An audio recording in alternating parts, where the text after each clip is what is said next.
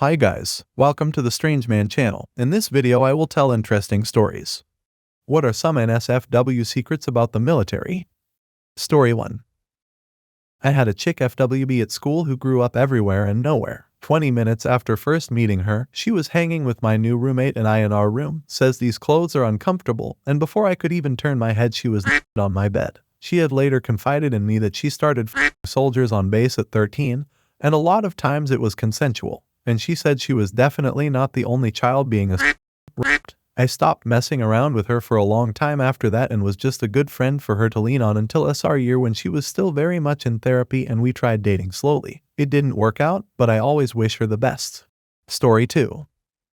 I don't know if this qualifies as NSFW or is unique to the military, but when you are required to provide a urine sample it must be witnessed by another service member. So on any given day, since it's random, you might be called to pee into a cup while another person stares at your junk. I once got called for urinalysis on a day when I had terrible diarrhea. The observer had to watch me just in case I was also able to pee in the cup. I was dehydrated so it took a long time to finally pee. In addition to watching me liquid, this dude had to look at my 3 or 4 different times. It was a bad day for both of us.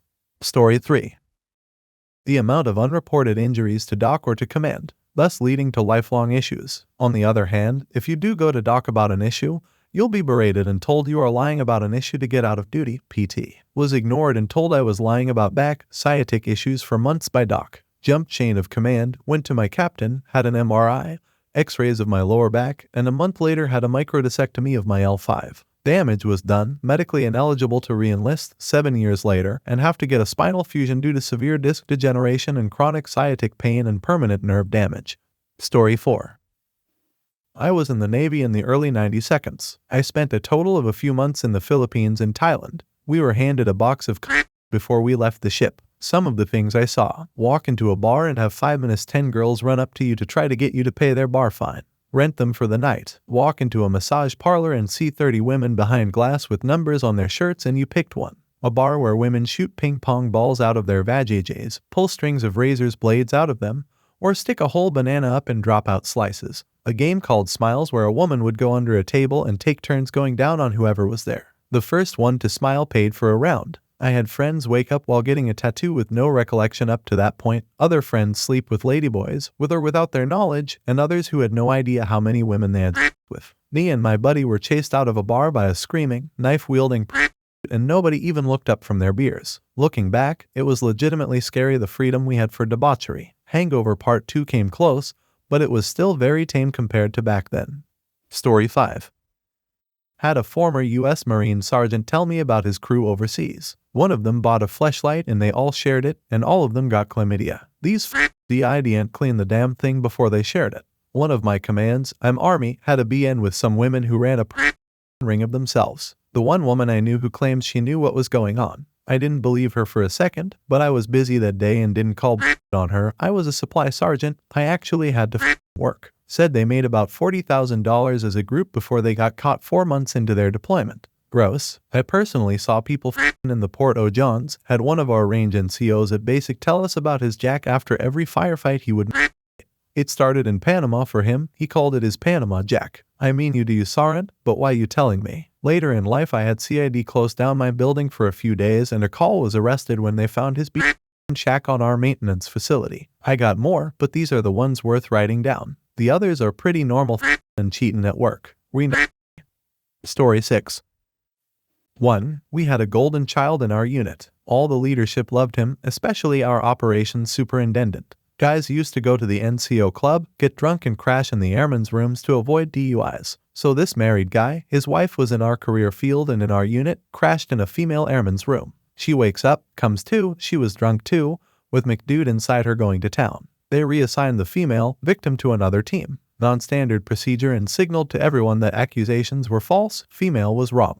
He got away scot-free. Wife never found out. Victim ended up getting out of the military. MD dude eventually made chief, E9. It was disgusting. Yes, I spoke up and yes, I was ignored. 2. At an NCO leadership school in a class that loved to get drunk and party. Our rooms were assigned by class A, class B, etc., so it was just our class in the long corridor. A married girl gets drunk and she's in her own room. 4 dudes are also partying with her are also drunk. They leave one guy as a lookout outside her room and the 3 guys rape her. She comes to, realizes what happened, talks to the school commandant about what happened. One of the guys admit it. The lookout, because the girl's marriage was already shaky, she chose not to press charges. So 3 guys got away with her. It was disgusting. This happened 2 days before we all graduated from a month-long leadership class. Oh yeah, one of the rapists got a leadership away, based on academic achievement.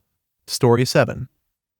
There's a lot of abuse, a lot of blackmail, a lot of covered-up rapes, a hell of a lot of cheating, coercion, threats, etc. There's also plenty of smuggling, fraud, theft, and so on. It always makes me laugh when people romanticize the military and troops as honorable, professional, and brave. I joined as soon as I was 18, and being around such damaged my perception of society in general. I met a handful of decent people in 10 years, though. I thought it's probably the same ratio of to normals in civilian street, but no, that's not true. I've met way more serious criminals in the military than I have as a civilian. But the worst thing about it all is that if it can be covered up, it will be. Officers get the best treatment in this regard. But make no mistake, if the behavior, crime becomes too public and it threatens the PR of the services, the only way you're covered is if you're a royal or close friend of one.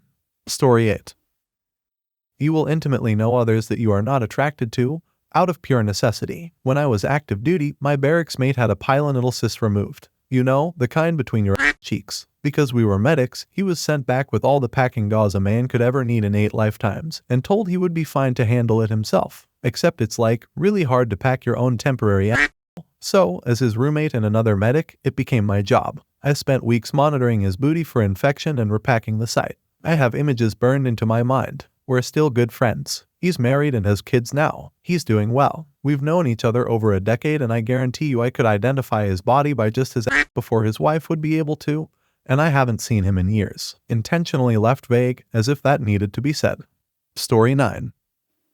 I once worked on a military project where they forgot to plan a deck, so they just insulated over it without decking. When we told them we couldn't, they forced us and said if we didn't, our business would cease to exist. So we did. About 4 years later, it would cause a roof collapse and kill the people inside. They tried to blame the company I was with back then, and those of us who built it. And when we proved that the mistake was there, we suddenly found them attempting to confiscate all our computers, physical folders, including our staff's private information, and basically every bit of written down paper in the building, right in time to try them again.